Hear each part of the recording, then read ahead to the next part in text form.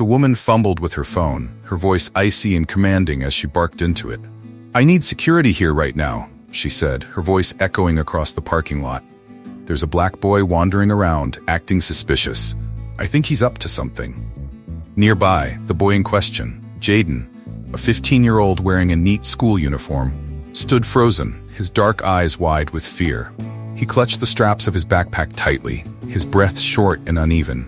The silence of the tense parking lot was shattered by the sudden creak of City Hall's doors opening. All eyes turned to Harriet Brooks, the city's mayor, striding out with resolute determination. Her heels clicked sharply against the pavement, each step radiating authority and anger. "The boy you're trying to detain," she said, her voice slicing through the air, "is my son." Karen White, the woman on the phone, turned to Harriet. Her face drained of color as she realized she had made a terrible mistake. Let's reflect on this true story. Be sure to subscribe and hit the bell notification for more daily stories like this one. Don't forget to tell us where you're watching from in the comments. We'd love to hear your thoughts. Minutes earlier, Jaden, a black teenager, had been sitting on his backpack on the sidewalk of the public parking lot across from City Hall, waiting for his mom to finish work. A well-worn novel lay open on his lap, its pages smudged with his fingerprints. Though his eyes were fixed on the book, his face betrayed the joy in his thoughts. He smiled to himself, thinking about the burger his mom had promised him after work. She rarely got off early, but when she did, their small outings were moments he cherished. The parking lot was quiet, save for the distant hum of traffic and the occasional chatter of people leaving the building. As thoughts of dinner with his mom drifted away, Jaden turned another page, his mind slipping into the story's world. But as the minutes passed, his legs began to ache from sitting. He tucked the book back into his bag, stood up, and stretched his arms overhead. He began pacing along the sidewalk at the edge of the parking lot, occasionally pausing to take in the bustling city streets, the hurried commuters, and the cars filled with the laughter of happy families. He felt lucky. His family was loving, and he dreamed of growing up to become a successful entrepreneur to repay his parents for their sacrifices. Lost in thoughts about his bright future, Jaden didn't notice the glass doors of City Hall opening behind him. A white woman in an elegant suit and high heels stepped out, heading briskly toward the parking lot. At first, Jaden paid her no mind, but a sense of unease washed over him, as if someone were watching him. Karen White stopped in her tracks as her gaze landed on Jaden. Her sharp eyes followed his every move as he walked near the parked cars. Her lips pressed into a thin line, and a flicker of irritation crossed her face. In her mind, the sight of a black teenager wandering a parking lot sparked immediate concern. Clutching her handbag tighter, she walked toward him. "Hey!" she called out, her voice cutting through the quiet afternoon. Jaden stopped mid-step and turned around, startled by her sharp tone. He frowned in confusion before responding. "Yes, ma'am?" Karen crossed her arms, scrutinizing him. "What are you doing here?" she asked. "This is a parking lot. You don't belong here." Jaden blinked, his expression shifting to polite bewilderment. "I'm waiting for my mom," he explained, his tone steady. "She works here." Karen's eyes narrowed, her suspicion clear. "Your mom works here?" she repeated, her tone dripping with doubt. "What exactly does she do, clean the floors?" Jaden's cheeks flushed with anger as he responded. "No, ma'am," he said firmly. "She works in City Hall." But Karen wasn't interested in his answer. She shook her head, her eyes narrowing further. "I've been watching you," she said. "You've been walking around this parking lot for a while, your eyes darting to the cars. What are you really up to?"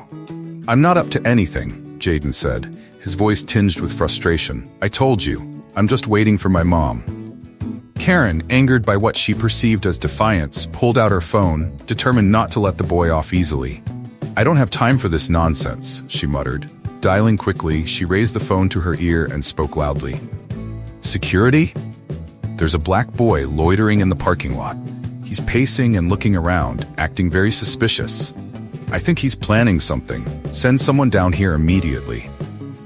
Jaden's heart pounded. He felt a mix of confusion and anger at being unfairly accused. His fingers tightened around his backpack straps as he tried to steady his breath. Opening his mouth, he tried to explain once more. "Ma'am, this is a public parking lot. I'm just standing on the sidewalk waiting for my mom." What's the problem? Karen, tucking her expensive phone into her handbag, looked down at Jayden with a satisfied smirk. Security will be here soon, she said coldly. You can explain yourself to them. Moments later, a tall, broad-shouldered security guard emerged from the building. Mr. Miller, clad in a neatly pressed uniform, strode toward them with a serious demeanor. Seeing the approaching guard, Jayden's anxiety spiked. He thought of the news stories about black teenagers being harassed by police or security for no reason. A sinking feeling of familiarity overtook him, and he silently prayed his mom would arrive soon to end this nightmare. When Miller reached them, he frowned and spoke in a deep, authoritative voice. What's going on here? Karen stepped forward, gesturing toward Jayden as she spoke confidently. This boy has been wandering around the parking lot, looking at the cars suspiciously. It's clear he's up to no good. Jayden's stomach churned. His face flushed red as he endured the baseless accusation. Miller turned to him, his sharp eyes scanning him from head to toe. Son, Miller said firmly, what are you doing here? I'm waiting for my mom, Jayden said, his voice shaky. She works in City Hall. Before Miller could respond, Karen interjected. Don't believe him, she said disdainfully. He's lying. You need to get him out of here. Miller frowned, leaning closer to Jayden. Do you have any ID? Jayden shook his head, his hands trembling. No, sir, he said. I'm only 15. I don't have an ID. The situation spiraled as Jayden realized his words were falling on deaf ears. Anger and helplessness bubbled up inside him as he felt trapped by the false accusations. Miller's expression hardened. Then you'll have to come with me to the station until we can figure this out, he said, stepping closer. Jayden's eyes widened in panic. He backed away, his breaths coming faster. I haven't done anything wrong, he said, his voice cracking. I'm not going anywhere. Miller reached out, grabbing Jayden's arm. Don't make this harder than it needs to be, Miller said. Instinctively, Jayden yanked his arm away.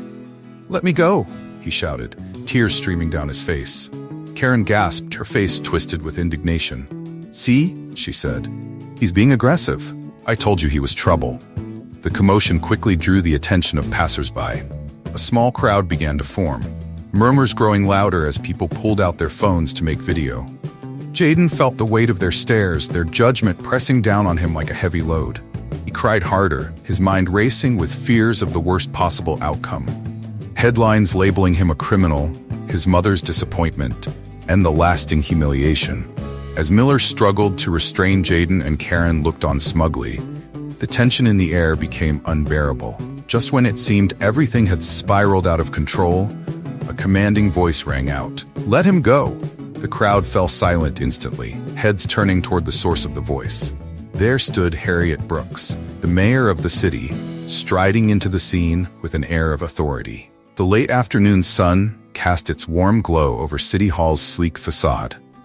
Inside her office, Harriet Brooks leaned back in her plush chair, her mind still buzzing from a day packed with meetings, phone calls, and endless paperwork.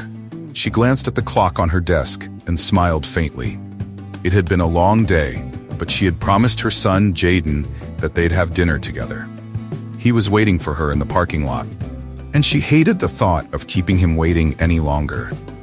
With a sense of purpose, Harriet pushed her chair back and stood, smoothing out her tailored blazer.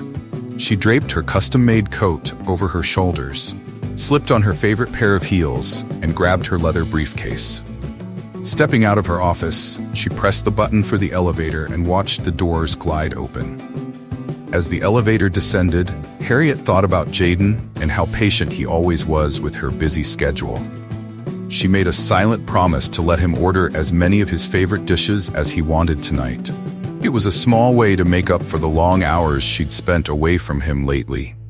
When the elevator chimed and the doors slid open, Harriet stepped into the lobby, her heels clicking against the marble floor. She pushed open the glass doors and was greeted by the cool evening breeze. But just as she was about to walk toward her car, something caught her attention. A small crowd had gathered near the far end of the parking lot. At first, Harriet thought it might be a minor commotion, an argument over a parking spot or something equally mundane. But as she drew closer, she heard a voice. It was high-pitched and frantic, cutting through the murmur of the onlookers. It was Jayden's voice. Her heart sank. and a cold sense of dread washed over her. Quickening her pace, Harriet's heels clacked louder against the pavement.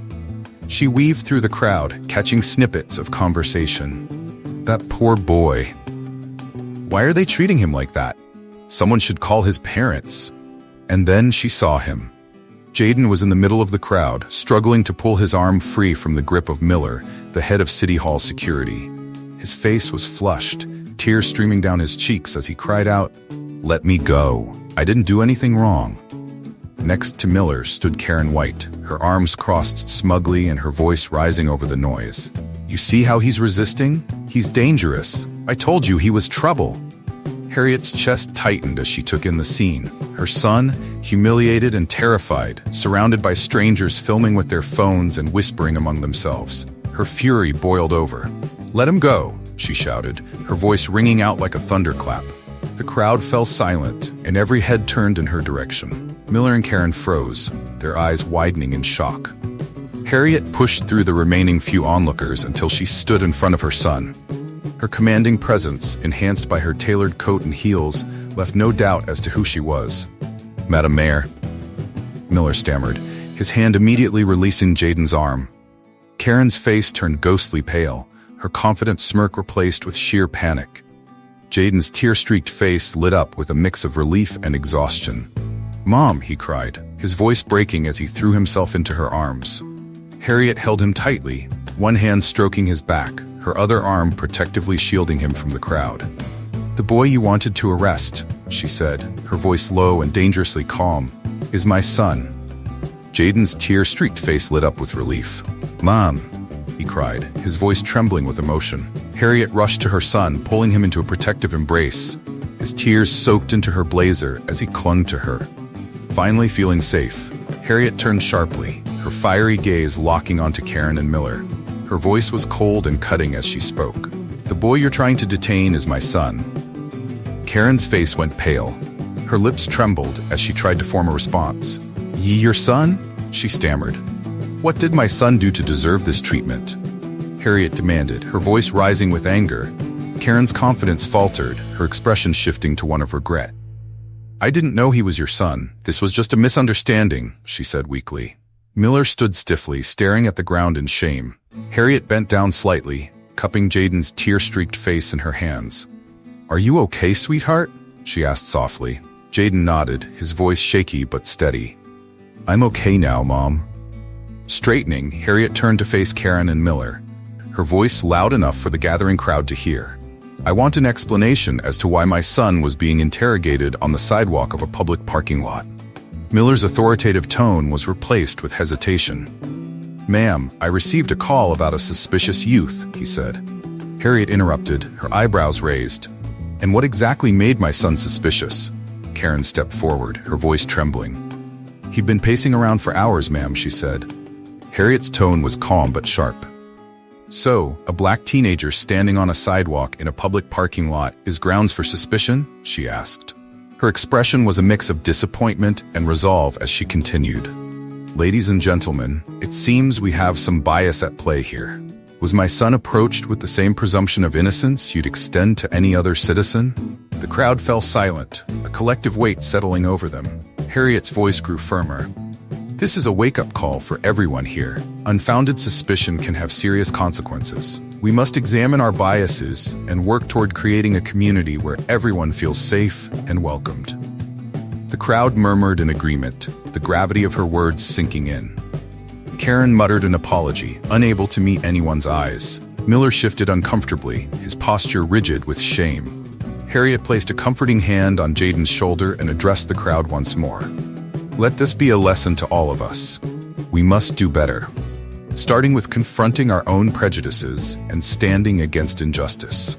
With that, she guided Jaden toward the sleek black SUV parked nearby.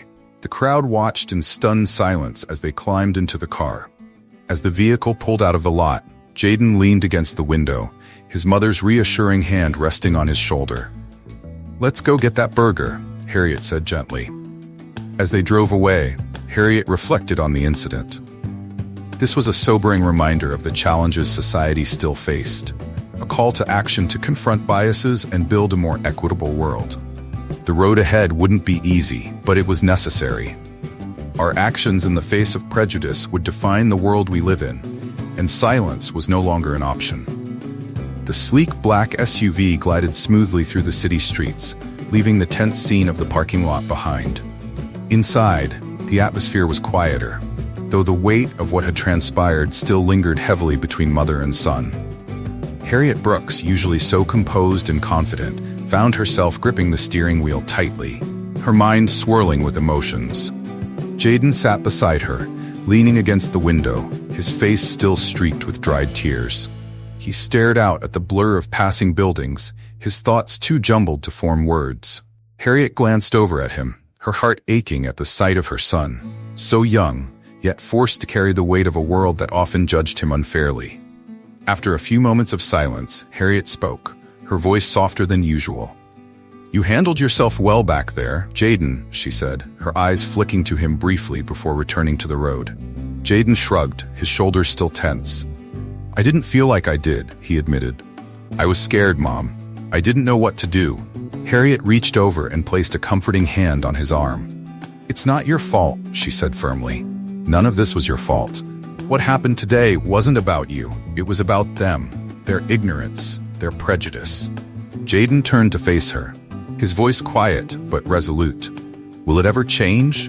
Will people ever stop seeing me as a threat just because of my skin?" Harriet's chest tightened at the raw vulnerability in his voice. She took a deep breath, her grip on the steering wheel loosening as determination replaced her earlier anger. "It has to change," she said, her voice steady and resolute. "And it starts with people like me, people in positions of power. I can't let what happened today be just another incident we move past.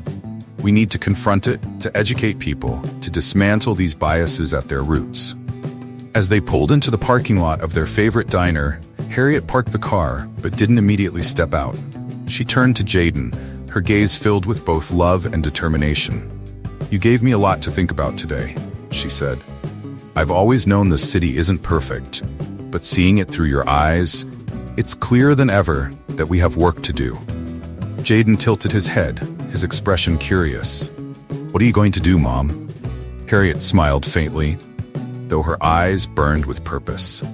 "I'm going to start with City Hall. Anti-bias training for employees, stricter policies to hold people accountable for profiling. And I'm going to make sure the community hears your story, not just as my son, but as someone who deserves to be seen for who he is, not what they assume." Jaden nodded, a small spark of hope flickering in his eyes. "That sounds like a good start." Harriet leaned over and kissed his forehead, her voice softening. "Let's get you that burger first. Change starts tomorrow." That night, after tucking Jaden into bed, Harriet sat in her home office, staring at her computer screen. Her fingers hovered over the keyboard as she drafted a citywide address about racial bias and the steps she planned to take to combat it. As the words flowed onto the screen, she imagined the city she wanted Jaden to grow up in, a city where he could walk freely without fear, where his worth was seen beyond his skin color, where no other child would face what he had today. Harriet paused, rereading her words, then nodded to herself. Tomorrow, she thought, the fight begins. Join the movement for justice. Subscribe, share your thoughts in the comments, and make these stories part of your daily life. Together, we can create change.